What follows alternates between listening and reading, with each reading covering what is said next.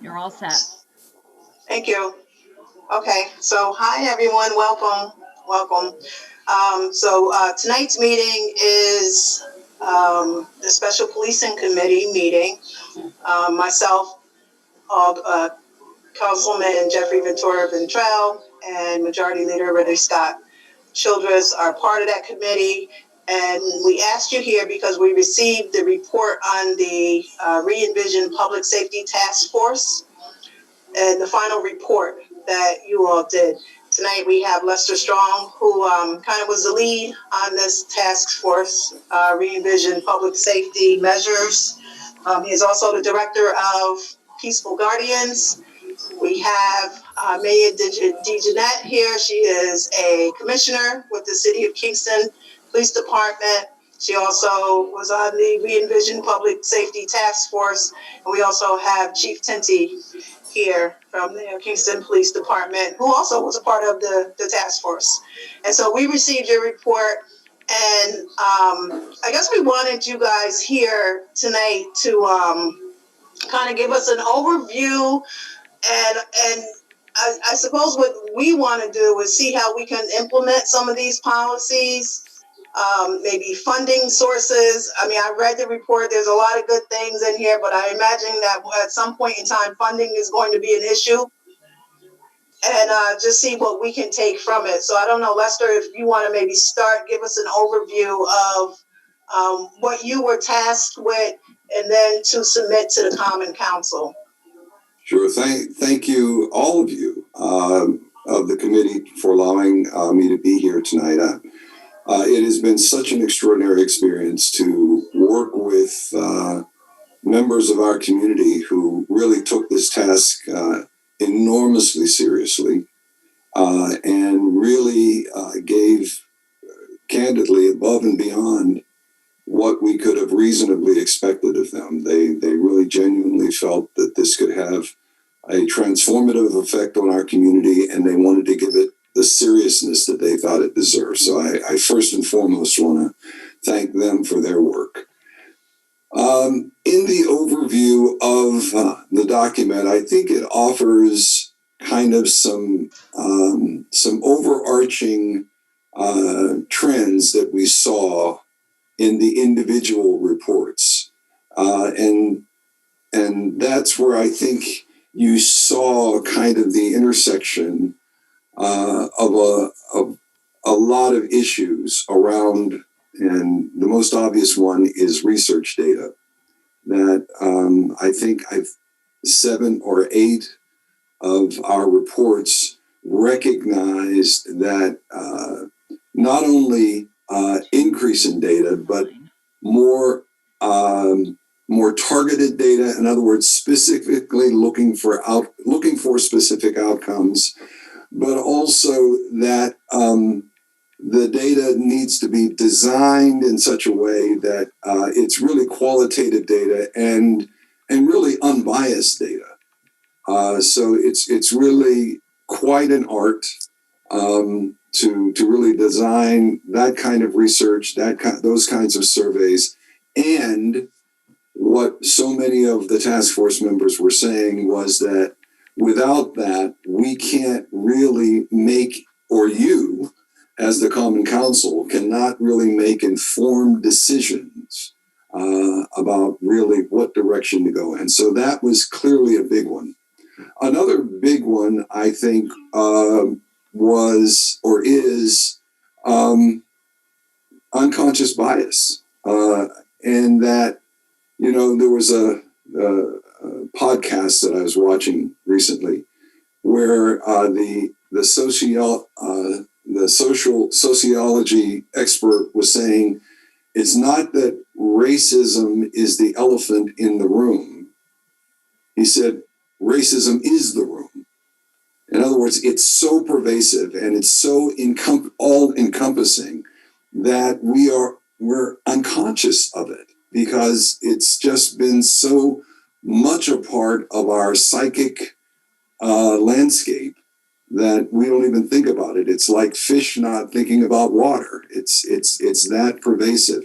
So in order to begin to offset that, it really has to be a prolonged, sustained effort to really keep us aware of what really needs to be done. And secondly, because we can't trust ourselves when it comes to race, because we are, again, so inured to it that we really just don't even see it.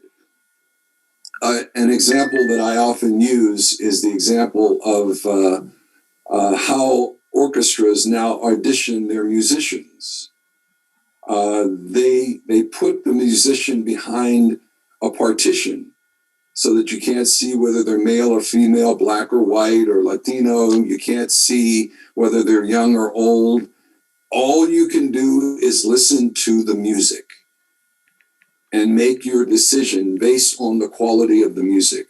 Well, in the same way, what's critically important is that our interactions are so clear and so prescribed that that we reduce the chance of really a racist interaction occurring in a way unintentionally, but the effect is a long-term effect. So it is probably, or perhaps, one of the most difficult things to really grab hold of. But by the same token, it's probably one of the most critical things that we have to work with. The other thing that came up, I think, in a big way was also support for police. There were two reports in here that really speak to how to lessen the tension between leadership and rank and file officers, and also how it really is quite important to have officers understand that disciplining doesn't necessarily mean punitive. It means corrective. It means if you're doing it this way, well, let's do it this way. And I think it was Andrea Callan who really walked through that piece of work. And then there are, kind of bigger pieces. Of course, the piece that Minya did on the commission really is a substantial piece of work that is highly nuanced, that really looks at how to make the commission stronger. So that will be an important piece. And the final thing that I would mention to you, I think, is community perception and reality. And it's not uncommon, and in fact, it is expected, it is normal that the perception of our police department in communities of color is generally not good. It's generally not trusting, and in some ways adversarial, based on the reporting that we had in these documents. And I think what's really important here is for us to understand what we're up against. And what I mean by that is that, and I say it in what I was trying to say in the overview document, is that we don't live in a silo or in a bubble in Kingston. We are actually part of this extraordinary ecosystem called the United States of America. And in being in that ecosystem, all of the turmoil and the tumult that exists in there, is also reflected in Kingston. And it's ramped up by social media. I don't need to tell any of you the fact that social media really is the bubble that so many people live in. And that is the lens through which so many people are looking at their local situations.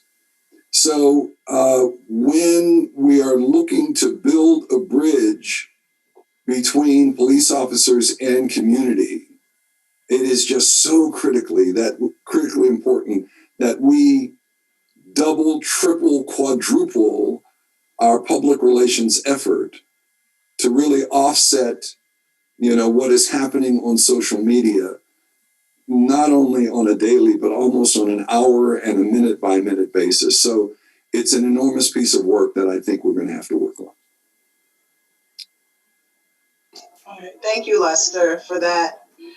So when I was reading the report, and you touched on it in your remarks here, the 4 areas that seemed to stick out to everybody was, the use of force and accountability. This meeting is being recorded.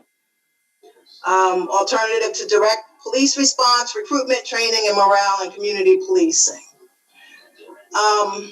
Again, when we're talking about implementing some of these things, I know that there needs to be ongoing.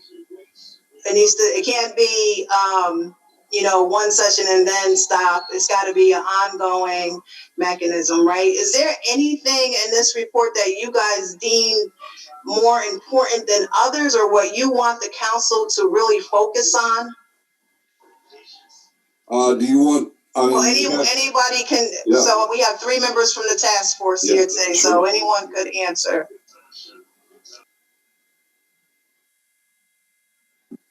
I'll jump in, but I'm sorry, Lester. No, go ahead, Chief. Please go ahead. So, upon my review of it, I found there's essentially 4 main areas. I know, without kind of getting into what you had said, Reed, on here, I looked at communication with the public, right? I mean, there's numerous times that was brought up on its review. Training, whether it was implicit bias or procedural justice, or it seems like there's got to be training or additional training beyond what we're currently doing now. In fact, I think in one reference, Jim Buff talks about that he acknowledges that we do procedural justice training, but not on a regular basis.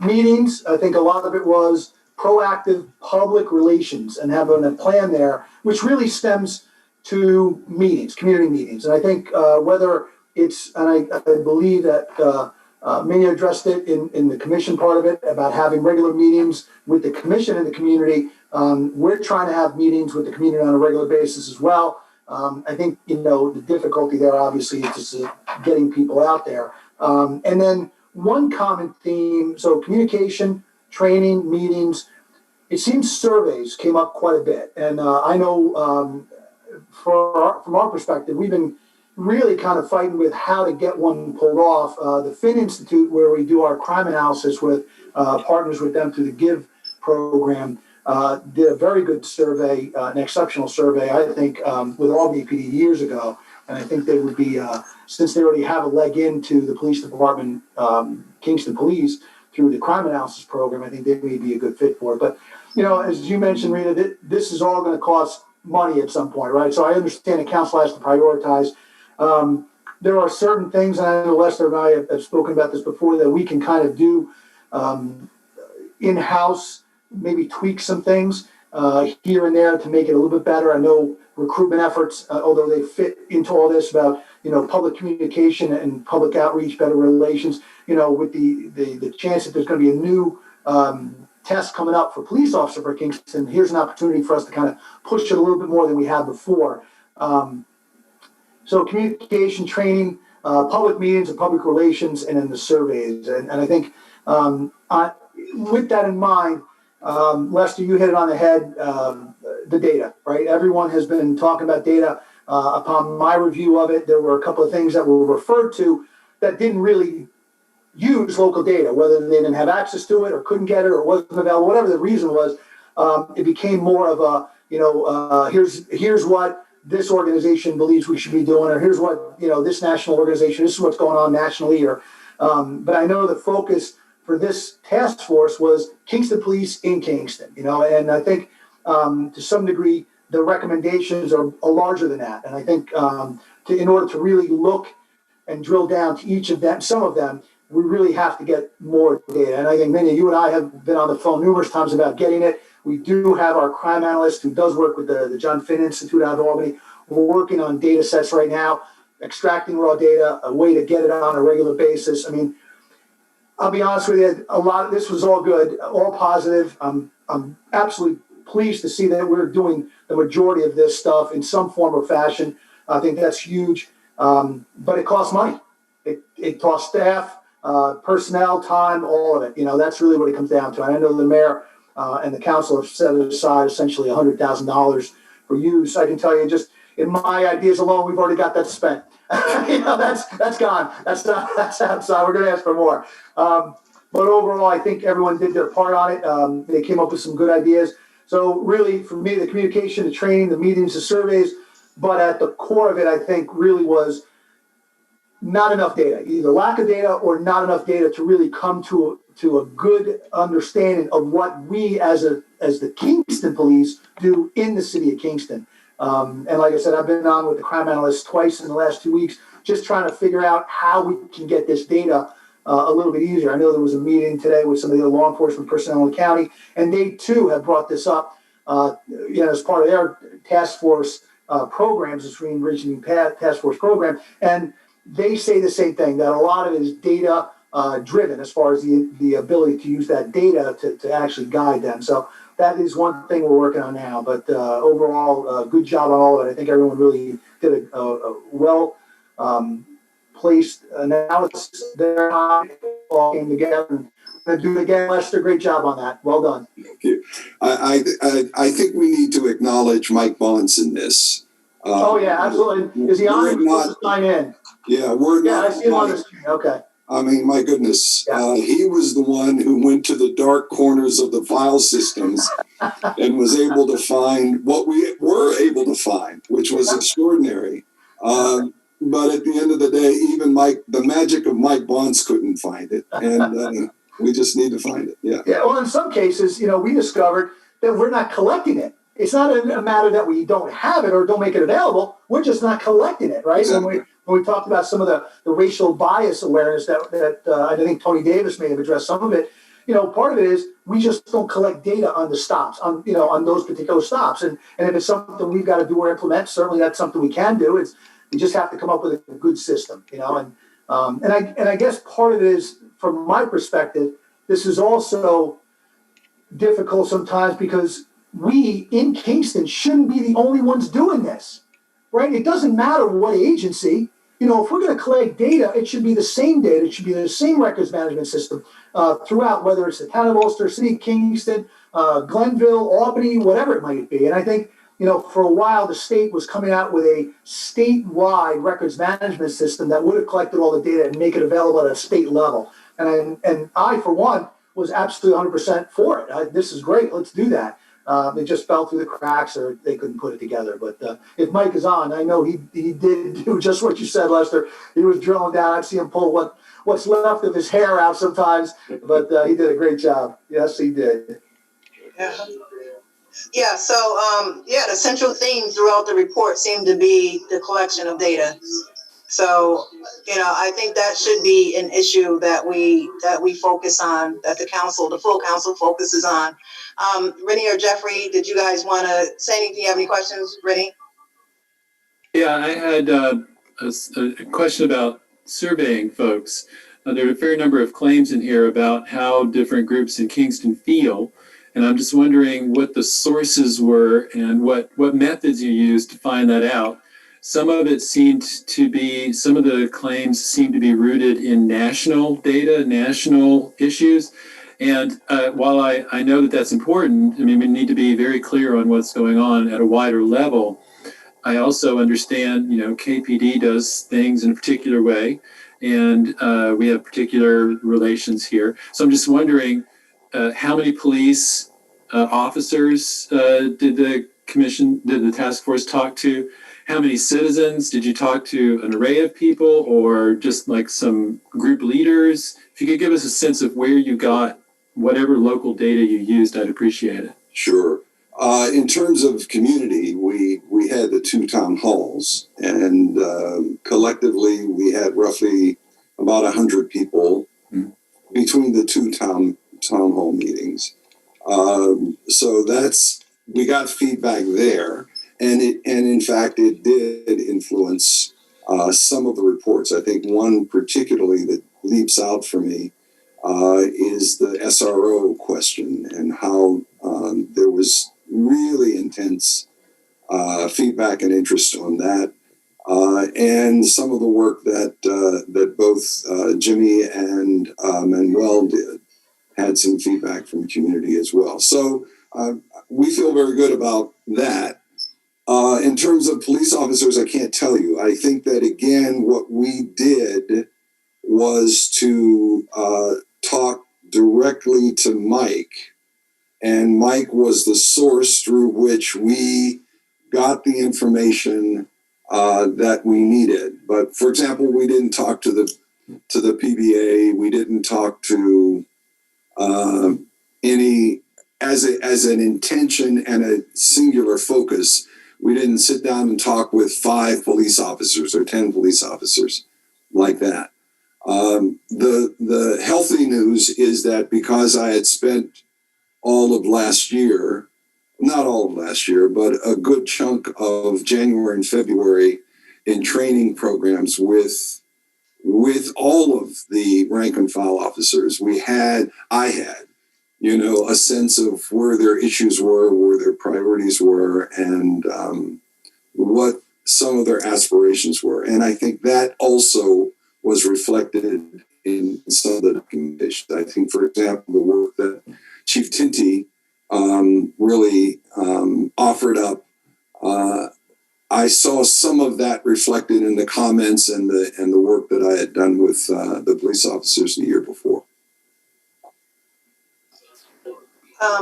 Rennie brings up an interesting point as far as people that you surveyed. And Lester, you mentioned that you didn't speak to the PBA. Some of these measures, I'm sure, is going to revolve around the PBA. And how do we find ourselves maneuvering around that? I don't see how some of these things, how we institute or implement some of these things without talking to the PBA. That's just from what I was reading in some of the report. Well, I'm agreeing with you. I totally agree. I think that what we tried to do was to kind of look at the documentation and look at the nature of the relationship between the PBA and the police department and the city and the commission, and to really draw some recommendations out of that. Again, one of the things that we were very careful not to do was to second guess what somebody would think, or to self-censor. In other words, we're not going to offer this because there's no way that this is going to happen. What we tried very hard to do was to say, what are, based on our research and based on our analysis, what are viable ways of moving forward that's going to make these relationships stronger and better? And that's what we're going to recommend. And we knew that some of these were going to be very difficult. We recognize that it's going to mean bringing disparate organizations and different community members together to really work through those issues. But at the same time, because of the evidence that we saw, we had high confidence that the recommendations that we were making, if implemented, could be effective.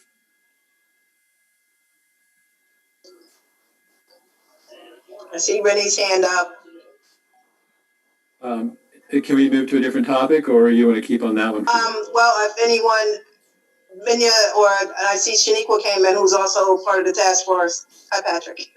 Did you all want to jump in or anything?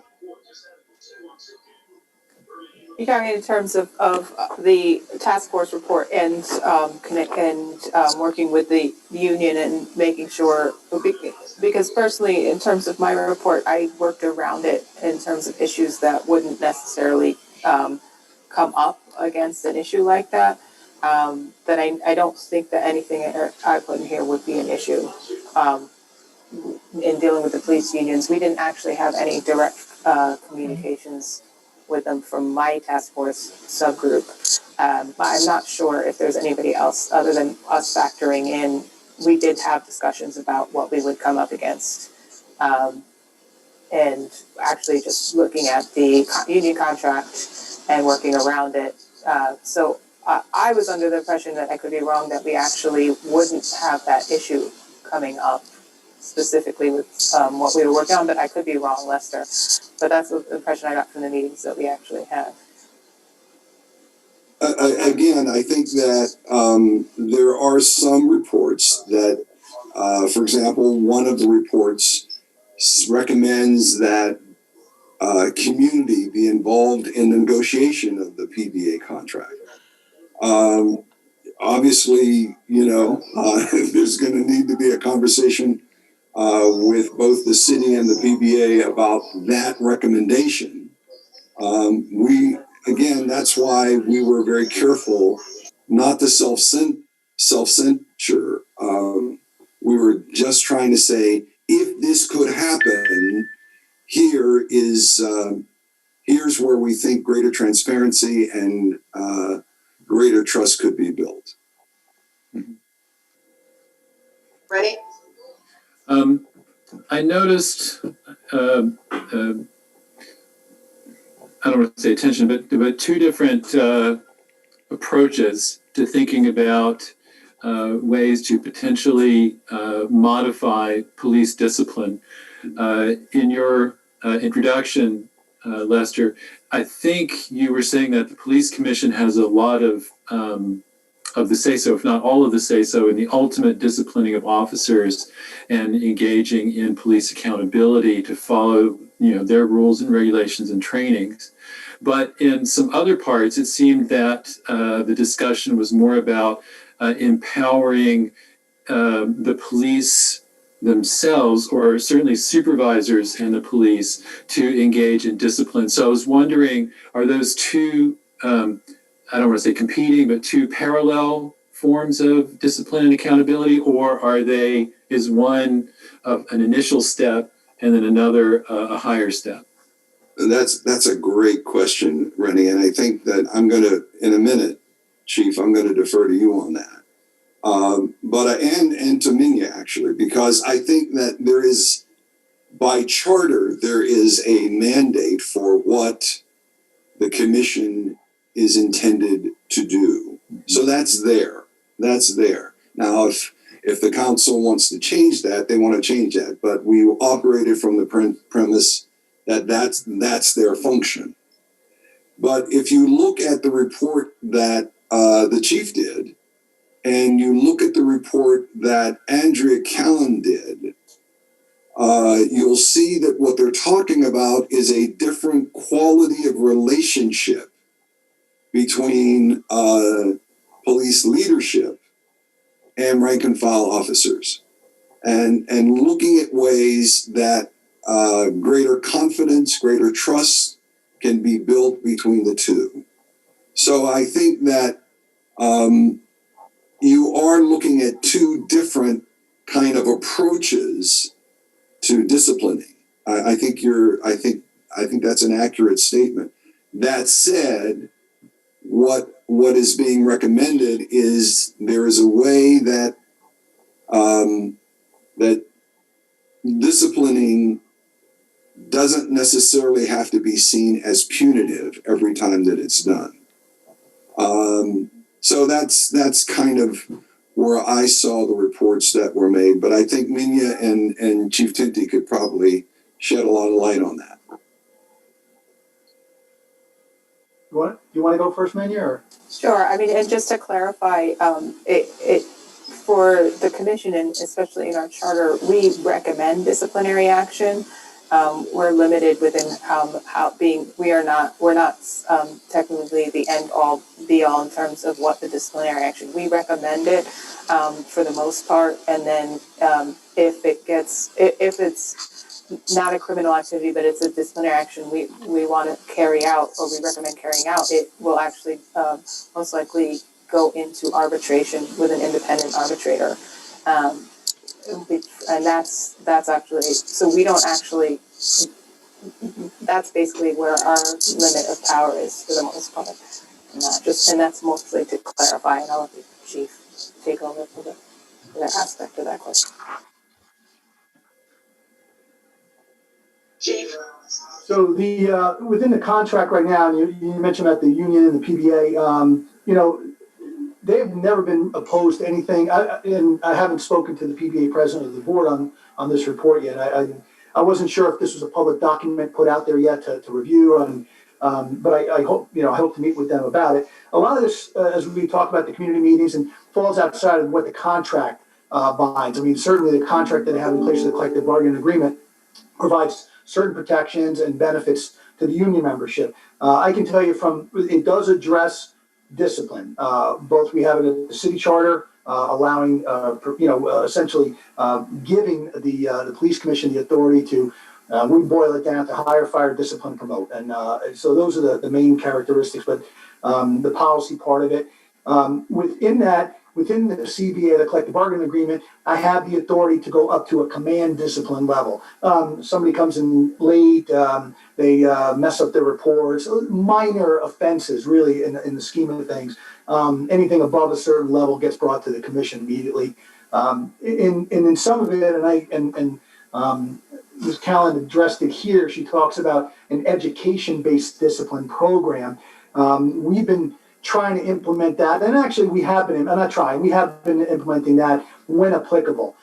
In certain cases, we recognize that an officer went outside and it was not intentional. It really comes down to a training or not better understanding of what the policies are. We'll take the opportunity to retrain that officer to make them aware that in our perspective, a lot of times we boil it down to a good, better, best approach to law enforcement. Yeah, you did a good job. Here's a better way to do it.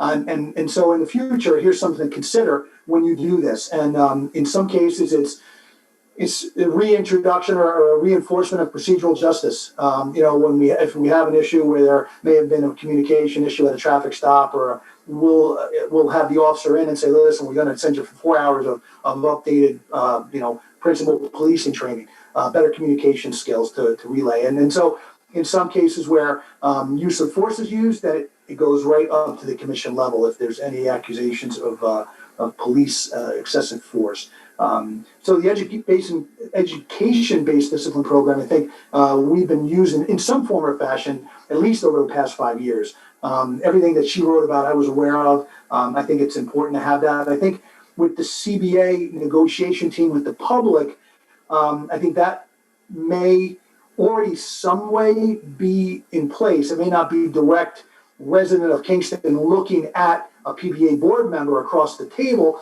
but I think that the mayor has had numerous and open budget meetings and shared investment meetings with the residents. I think those are opportunities, right? We're currently outside the scope of a contract. The contract expired the end of last year, or correction, in 19. So right now we are looking at going back into negotiations. The city is looking back to negotiate with the union. And it's at that point where if there's issues of discipline or anything like that, they can be negotiated. I mean, it really is a give and take when it comes to that. So certainly the officers do what they can to kind of bring themselves up to the level of other agencies in the area, whether it be Poughkeepsie or Middletown, and they compare themselves both in scope of city, scope of work, type of work, all that stuff. For us to compare to a smaller agency in Greene County just wouldn't be applicable, right? We try to keep that standard. So, but certainly from the discipline part of it, there is a mechanism in place to give command staff an ability to correct behavior that's very minor, so to speak, and then ultimately it goes up to the police commission, where they decide or recommend, as Mindy points out, a certain level of discipline. And at that point, it can either be negotiated to something less, or the city plants its feet and says, we're not taking anything less. We're looking for this. Then at that point, it will go to an arbitrator if the union member decides they're not going to take that. So at that point, it becomes the decision of a independent person. They hear both sides, very similar to a criminal case. They hear both sides and they make a decision, and that decision both parties adhere to. So I think that she did a great job on that component of it. We are trying to change the dynamic. One of the main tenets of procedural justice is really to try to bring a fairness to policing, right? When people get stopped, to explain to them why they're getting stopped, the reason for the stop, the reason for the ticket.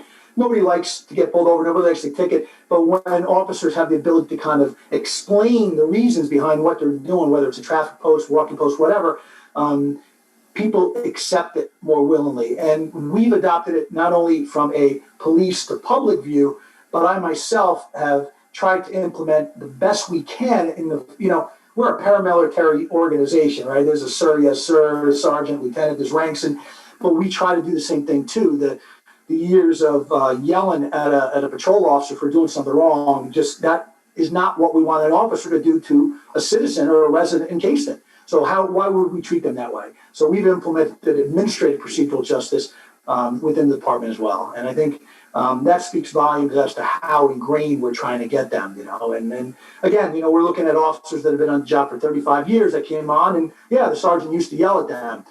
So that's what they knew. That's not the case now. You might hear me loud laughing, but it's not going to be because I'm yelling down the hallway anymore. So, but I think we are moving in the right direction, and I do believe, without speaking to the PBA president, that they would be willing to meet on any issue that could affect the CBA.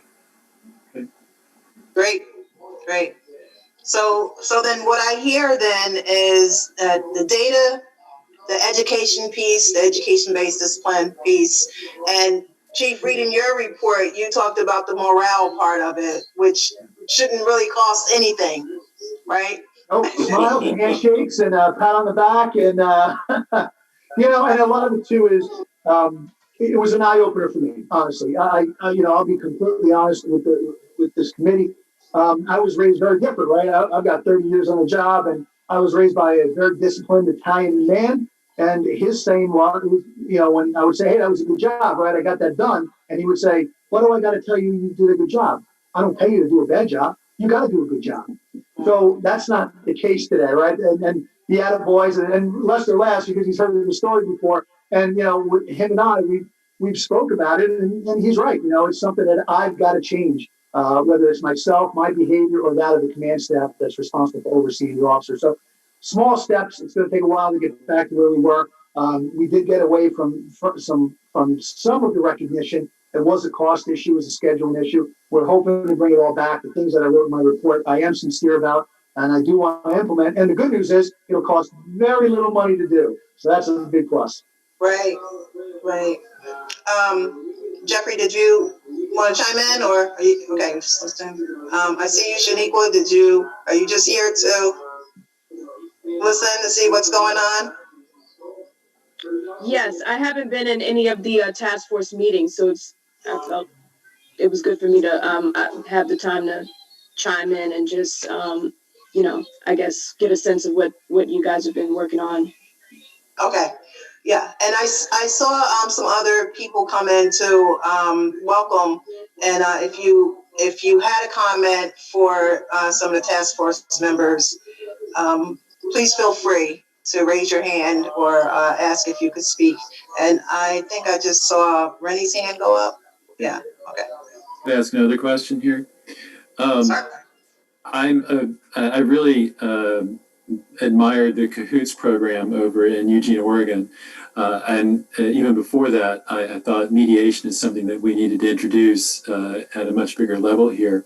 But I'm wondering, with the Cahoots program in particular, I know that one of the ways that it's presented in the report is that it's a cost savings. But I'm wondering, is that scalable down to Kingston? Because Eugene, Oregon, I think it's a little bit bigger than Kingston. And so, this is one of the things that I've seen in a number of areas of local government. There's great programs they've got in New York City. They also have a really different revenue base than we do, right? So I'm just wondering if you all have any opinion about whether or not that Cahoots program, something like that, is scalable down to Kingston. Well, in conversations with David McNamara, who obviously led that report, his recommendation is that it is a partnership in Ulster County, because the Sheriff's Department already has a drug and drug addiction and alcohol intervention program. So it really would simply be a tweaking of that program. And if you look at the county, we're looking at 160,000 people as opposed to just looking at the 24,000 that's in Kingston. So it gives then a viability to the intervention that would be comparable actually to Portland, Oregon. So that's his strong recommendation, is that we really look to make it a countywide system and just unify what's going on in all of the municipalities around in Ulster County, which would make then the Kahoot style program both viable and much more economically feasible. Yeah, I'd say right now, without having any of the data as far as call volume in front of me, we're looking at about 25 to 30% of our calls involve emotionally disturbed people, right? So when we talk about the Cahoots program, or even as Leslie points out with the Sheriff's Oracle team, specifically about the heroin overdose stuff right now, but hopefully we'll expand. I don't know if that program would be something that we would only use in Kingston. I think it really has to be a county level response. I think at that point, and I think there was also Raquel did it too, right? She had a program in here about the SIM intercept. Yes. Well, there were three. That was both for autism, people with autism on the spectrum. It was people, drug and alcohol and homelessness. And the third was Raquel Derrick's program that really looked at how to keep people out, people who have serious mental illness, keeping them out of the criminal justice system. So yes, all three of them are looking to manage that system. Yes. So for us, from the perspective of the police, the truth is we don't like to make arrests. I know people might think that that's not true. It is true. It's a lot of paperwork. It's a lot of paperwork to do arrest. The potential for injury occurs, but when we have to when it comes to criminal matters. But the majority of our calls, I say the majority, but right now I'll say half the calls are mental health or social service style calls. And I think programs like that have been described in here have a lot of merit because they have been successful in other places. I think that if we adopt them at the county level, and there's a county department, say, that works with local law enforcement, we've had great success with mobile mental health. Not as much as we would like. It's limited sometimes as far as the resources, and we understand that. But we have plenty of work for them. And I think that if there was some way to look at the numbers, it could definitely work in Ulster County. I really do. I believe that's a good thing. And as far as getting help, we have been working with the Sheriff's Office with Oracle. The Sheriff has indicated that he's going to try to train a few KPD officers to be a little bit more specialized in the response in those situations. And I think for us, really, cops become cops because they want to help people, not just arrest people, not just drive fast or carry a gun. It's about helping people. And I think for us, the perspective of the help that they need is mental health. Or I think, getting them, especially now with the heroin overdoses that we're experiencing in and around Kingston and Ulster County, it has to be addressed. And I think the three alternatives of the three programs described in here have substantial merit. It does require training. Again, is one of the things I pointed out, the initial part of it. There is some training components to it when the police officers get there. I believe it was Beadle that had talked about the possible crisis intervention training. And we're moving towards that, but it costs money as far as staffing time and time off to get the officers there. I know the Sheriff's Office has been instrumental about bringing CIT to the county, and we take them up anytime we can. And frankly, not all of our officers are trained there yet, but a substantial number. And I think that would be a great investment as well. But as I mentioned before, training equates to staffing and money. So, but all three of them are excellent, and I think all three of them should, in my opinion, should be implemented at the county level. And as Leslie points out, now you're talking about 160,000 people and just the 23,000 in Kingston. Alderwoman Hirsch. Good evening, everyone. First of all, I just wanted to say hello. I came to just listen, and just so such a great amount of work went into your task force report, and I just want to thank all of you. So I just had a couple of quick questions. The first regarding mobile mental health. Do you have data, Chief Titzi, on how many calls that you get from mobile mental health for asking for police response or? We probably do. Anytime there's a request for service, we document it. So it's got to be in there. I just don't have it available here. So Okay. and you can Okay. call me in my laundry room. So I don't have it. Okay. And then also just, I am a parent of a child with autism, and I know the New York State Department Center for Justice Center for Protection of People with Special Needs does offer training to municipalities in CIT for people with intellectual disabilities and autism. So it's a great resource that I believe is wouldn't cost us anything. So. Right. Yeah, as I mentioned before, it really isn't the cost of the training. It's just really the time. Pulling the officers off the schedule and staffing. Absolutely. Yeah. Thank you. Thank you. Okay, so I think unless anyone else has anything to say, the other topic that I wanted to talk about in the report that I thought or deemed important was the SROs. There's been a lot of talk, a lot of people concerned about the SROs in school. And I was trying to look through my papers to find, because I forget who actually did the report on the SROs. Amy Shapiro. Here it is. Yeah. And, as far as what we deem and in order of importance or what we want to focus on as a council, I did want to get your thoughts on that as well. There's talk about removing the SROs from the school, and then there's talk saying, no, we need them in the schools. And so your viewpoint, is that something that the council really should be focusing on? Well, it's ironic. Of all the 12 reports that we made, the SRO report probably drew the most heat. I mean, just intense debate around it, because it at one level people see it as protecting our students and protecting our kids, rightfully. But on the other side, there are parents who are saying, you're criminalizing my child. You are, every time they do something that high school kids or elementary or middle school kids do, you're interpreting that as a criminal act. And then when you have a police officer, especially a uniformed police officer, come in and exert a level of discipline, it's traumatizing.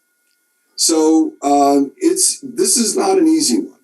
And ironically, in terms of manpower and resources of the Kingston Police Department, I think we only have, Chief, if I'm right, only 3 officers who are kind of contracted to work in the public school system. And yet the furor around this, I got to tell you, it's pretty intense. So this isn't one that's going to cost a lot of money, but I think it will send a message to the community about whether or not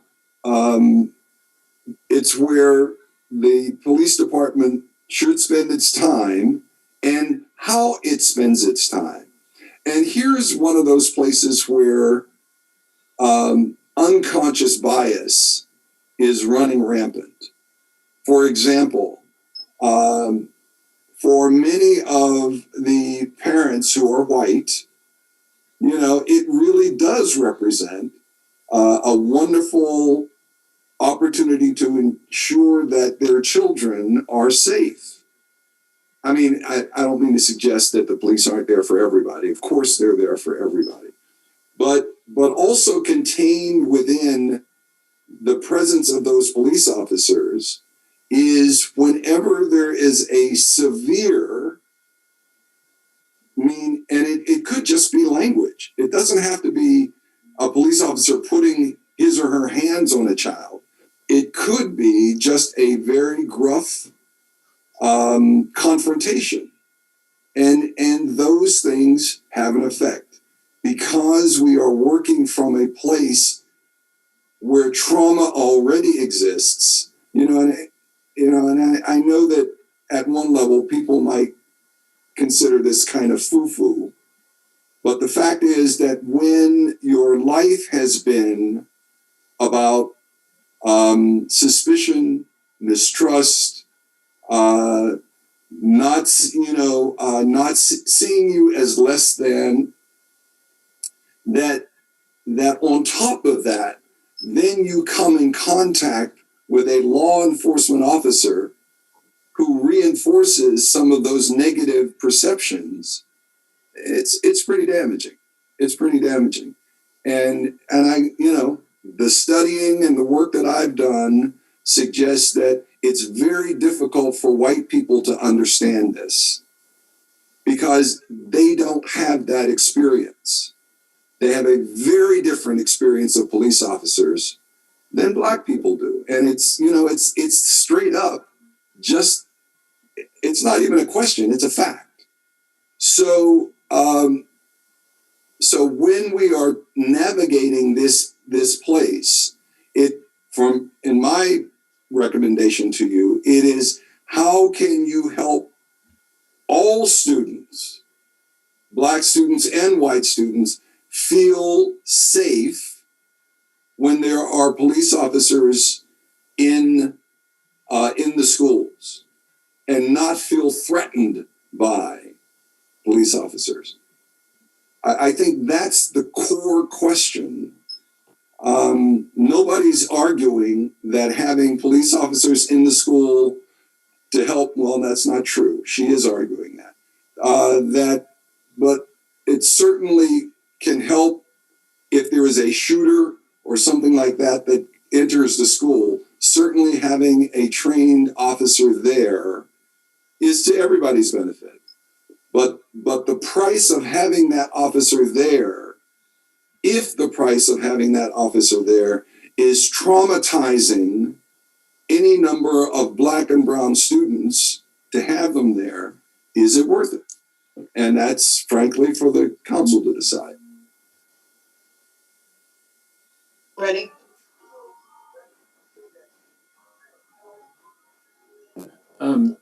Thank you for that, Lester. I think you're pointing to something that I was also thinking about through reading the report. And as you may know, I teach U.S. history down at SUNY New Paltz. And so you're talking about these differential accesses to knowledge in a sense, where a lot of white folks do not know the history of some of the really fraught relations between police departments and communities of color. And so I'm thinking two things. I mean, both of these are not the Common Council bailiwick. They would be more for the school board to consider. One is I think that the schools don't do a very good job of starting very early on with helping kids to develop social skills. They put them right into learning content. And if you look at some of the more successful school systems around the world, places like Finland, they spend the first couple of years, they don't learn content, they learn how to deal with each other, So I think to some degree, there's a whole other input here that's not just police as SROs or not, or moving to truant officers or what have you. But I think there is a longer term process that we need to introduce into the schools so that would to some degree, I think, mitigate the conflicts later on that can arise among students. But then the other thing just has to do with trying to think through how we might introduce some form of education. And I think, this could be really important for police officers too, to have some greater sense of this history. And, to understand that when people of color have a fear of the police, it's not about that individual officer per se in any situation.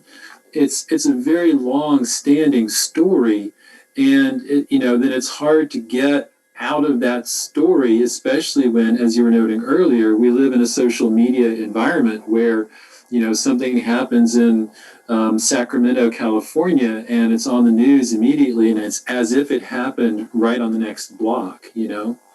So I'm not sure how to go about doing this or interfacing with the school board, the school system.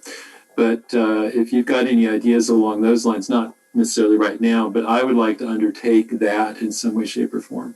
Well, to Amy Shapiro's credit, she acknowledges that actually in the report. Mm-hmm. She said that this really rests in a big way with KCSD. But the question, the little sliver that relates to Kingston and the Kingston Police Department is, do we want to be a party to it? Because even though we can't dictate policy in the KCSD, what we can determine is how we use our officers. What is the best use of our officers in that situation? And are our officers doing good? Of course they're doing good. But at what price? Is there a price that is being paid for our officers being there? And again, back to the training question, are there trainings that we can do, to my earlier point, where both that all kids can feel safe and protected when they see a police officer in the schools? So I'll chime in here. I mean, again, and I know we've done reviews on this before, but Amy doesn't refer to local data. There's nothing on here. She talks about talking to members of the community, hearing numerous stories involving trauma. How many? Because when I talk to the community, they're telling me that's not the case, or maybe one. Or so I think part of it is the council really needs to examine how many incidents are we talking about that have been traumatizing to children at the hands of the school resource officers, where the SRO is brought in at the request of the school to handle a situation. Over the last few years, we've had New York State's implemented Raise the Age legislation that essentially now, I'll say, changes the age of certain criminal, where young adults can be held and treated as criminals when it comes to the criminal justice system. But her data, again, as she shows it here, although relevant, is not local KPD, Kingston High School data. And I think that's important to keep in mind. Like she mentioned about the shooting part of it, she said the FBI report, which is a great report, it absolutely hands down, it's a great report. But in that report, it doesn't say if any of those schools had SROs in them. So we don't even know, that maybe those schools were chosen because of that. So I think, as you mentioned, the school had the opportunity this past season, this past year, to determine whether they wanted them back, and I think they made a decision to do so. I can tell you administratively, and I've been involved in the SRO program, not as chief since its inception, but it has reduced the number of times we've had to send the entire ship to handle what happens outside the walls of that school after hours. They are the eyes and ears, they are connected. I will absolutely say that for every one case you may come across that there is some bad connection with an SRO, there are 100 that are positive. And I think I've always supported it. I believe that it has been very instrumental in building those relationships. At least it offers an opportunity where we wouldn't have that. If we have those 5 officers on patrol, the opportunity to interact with the kids, I'll say that, with the kids, is very much reduced. And school resource officers, we have detective specialist John Kurz at Bailey. We have detective specialist Chris Holbert at high school, and Officer Mike Peterson at the high school. And I know COVID set back quite some ways this year, but they have done a great job. Harry Wallman, who just recently retired at the beginning of, or last year, again, was at the heart and soul of it. And I think, we as an agency have gone through the Peaceful Guardian program, and one of the main focuses there is really how can cops and young kids, understand that. And everything you said is 100% on point, Lester, right? We have to recognize that there are those, young African American males and females that have an inherent fear of any interaction with law enforcement. And we try to keep that in mind the best we can when it comes there. And I tell you, I really do think they do a great job. And I think, as everyone said here, it comes down to the school, whether or not they want our services there. But to have our officers there has certainly helped improve our relationship with many of the students and staff at that school. Thank you. Chief, I want to be clear that what I'm trying to do right now is not offer my opinion, because this isn't my opinion. What I'm trying to give you, all of you, is a larger perspective, and then to fairly reflect what the reporter tried to say in his or her report. So I'm trying to keep me out of it, but I also, as a Black man, I obviously know, the talk that has now become apocryphal in the United States is no joke. It reflects the serious life and death concern that parents have for their children whenever they are confronted by police. And that is because of the long history between Black people and police officers. So that's my point, is that it's not something we can ignore. We can't just say, well, in Kingston, we're not going to worry about that. The fact is that that's part of our history. And so it means that we've got to make provisions to understand that perception and that lived experience has been passed on to all of our kids. I really do think it's a good opportunity, and with all that you consider, I do think it's a good opportunity to help build those relationships, and maybe change and influence some of that mindset, at least have it there. I don't think that we would have that opportunity if we got rid of them. I think for us in regular day-to-day operations, it would change things and make you more different. More peaceful guardian is what we need.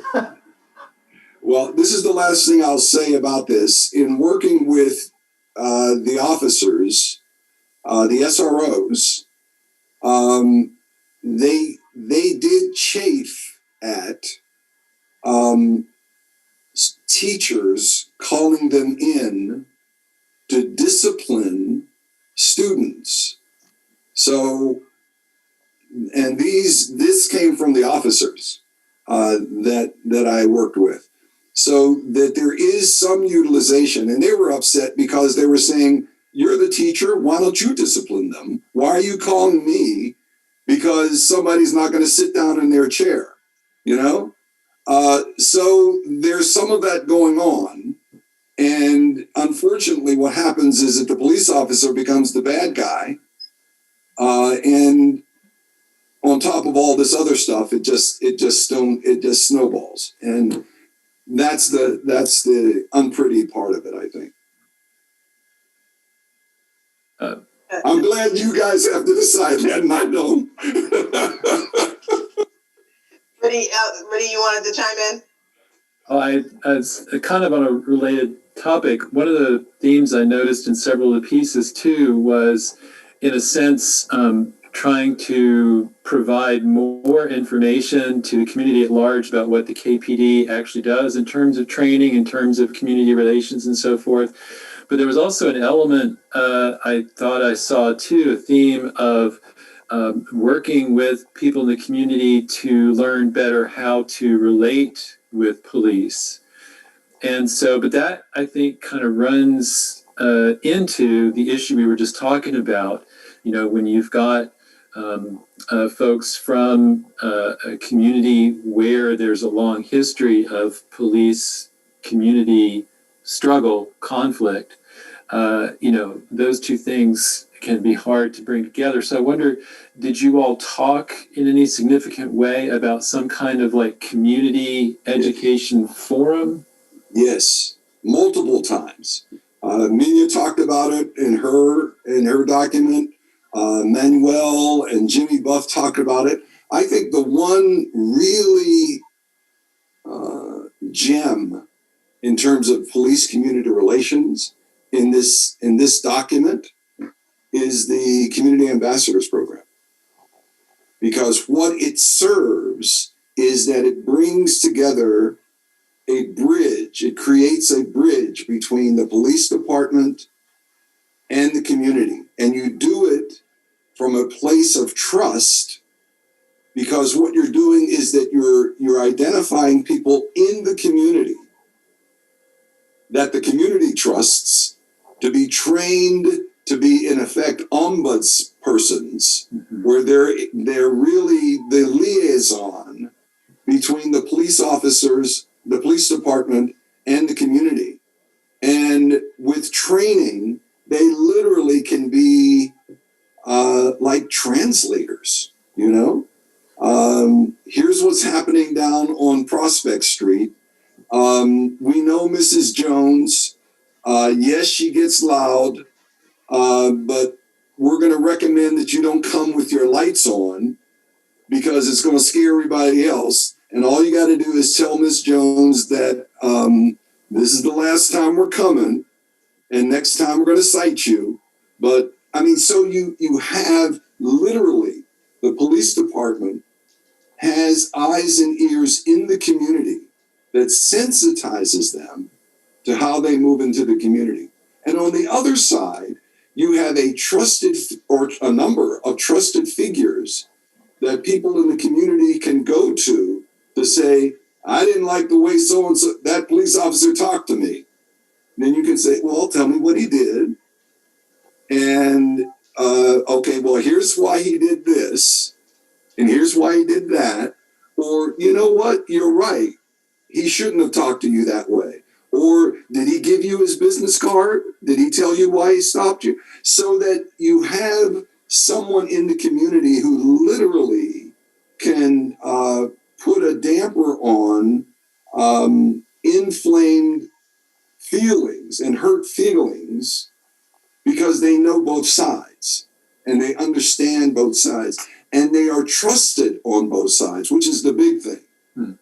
They are trusted on both sides. So I think that if you're talking about low-hanging fruit, that's something that literally in 6 months could demonstrate a whole new attitude toward engaging community and engaging police officers, and it would serve both sides.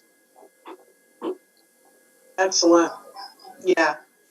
So I'm going to say that you certainly all have given us a lot to think about. And of course, when implementing these things, we want to make sure that what we implement, or what, you know, anything that's that comes through legislation, is going to be the right thing to do for community and police and for the good of the public at large, right? And so I'm just going to leave it open. If we have more questions, I'm sure that we can come back to you and get our questions answered, and or invite you to other meetings that we might hold. And we want to go ahead and get working on this and get it done. So I thank you very much. Unless anyone else has anything to say, I don't want to hold you. I know it's past dinner time, but okay, Minya, I see your hand. I think Alderman O'Reilly was first with a hand up. I'm sorry, I didn't see you, Patrick. Go ahead. Hi, Rita. Good to see you. And everybody else, thanks for being here. This is so interesting, and it has a big chunk of my life was in education. 30 years in the middle school here in Kingston, New York, Bailey and Miller Middle School. I see the resource officers working, and I see pros and cons with the resource officer, both of them. A lot of pros, you know. You have to also think about the middle school student that I'm just a middle school teacher, so the high school student's a little different than what I deal with every day. But the middle school student, they'll hate you one day, they'll love you the next day. So that's how it is, with these kids. And it's just like our own children, they're mad at us one day, you wake up the next morning, they give you a big hug, they tell you they love you.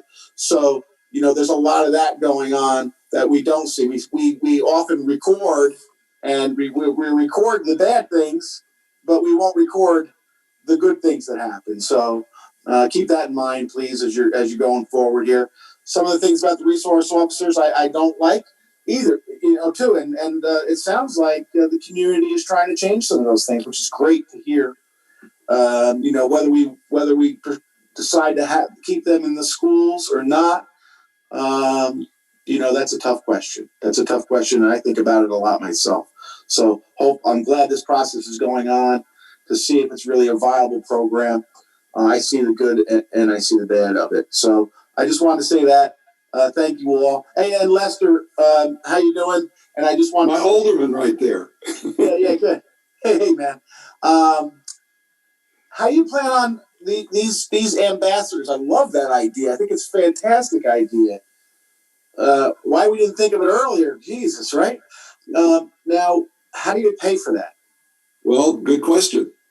I think that I actually think, and this is just Lester now, but I actually think that if you were going to do significant training, elevate these people in terms of acknowledging them and supporting them and publicizing who they are, it wouldn't surprise me if some people would do it for nothing. Because they care that much about their community. And it would be such a position of honor to be trusted in that way that I think, I'm not advocating that you give them nothing, but I'm suggesting that I don't think that money will be the barrier. I think it's about how you structure that position, how you honor that position, and what authority and agency you give to those individuals. I could really see that working in tandem, certainly as a experiment with KHA, because I think you'd have, it's kind of an identifiable set of communities here in town, and I know that they've been concerned a lot in terms of having enough police presence. So it seems like that would be a great place to try a pilot effort along these lines. Rita, can I say one more thing before, Sure. and then I'll shut up? Sure. I've been thinking a lot about the scope of what's being offered here, and it is a lot. It is a lot. And what I would want to encourage the council to do is to not think in terms of 1 year slots. I would encourage the council to think at least in terms of a 5-year sweep, because you're not going to get this done in a year. This is a long-term initiative. So I see the steps that I see in my head are, number one, what portion of this report does the council want to accept? All of it? Some of it?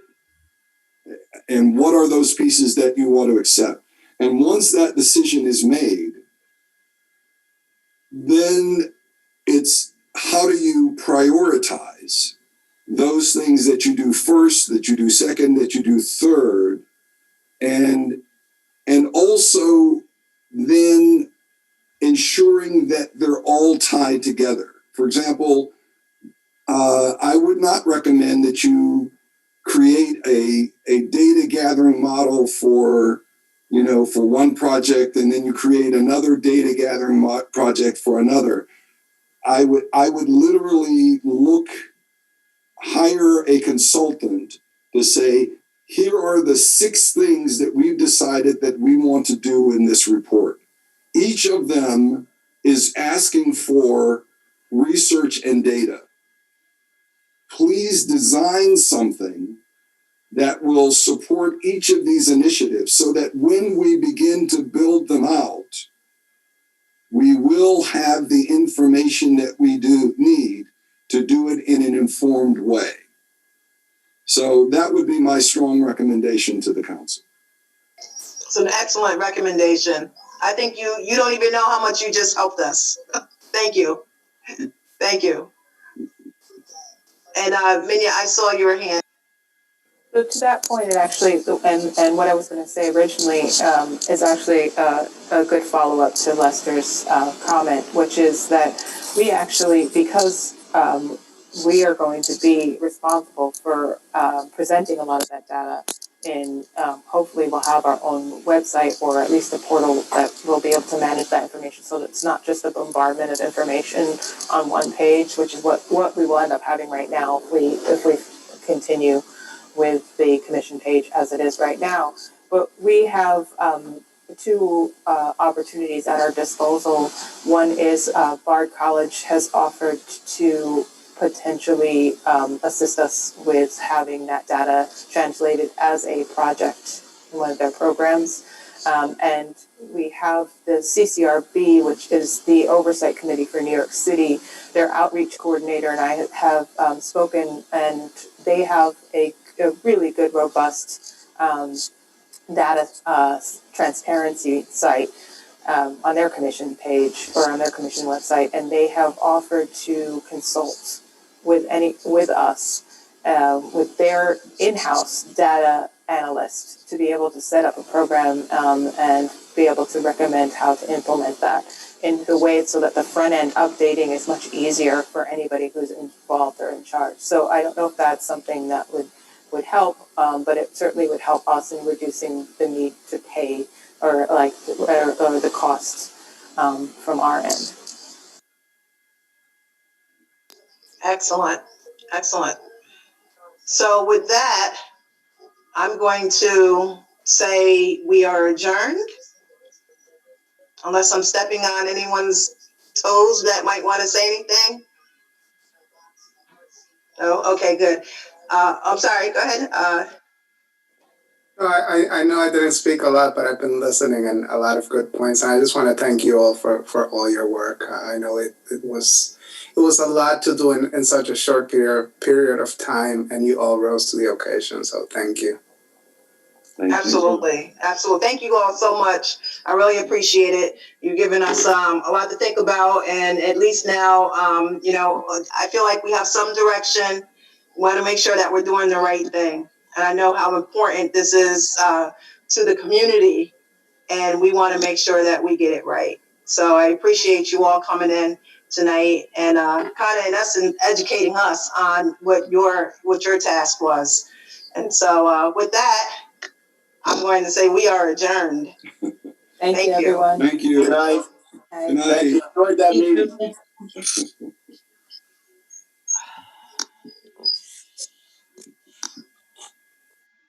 The recording has stopped.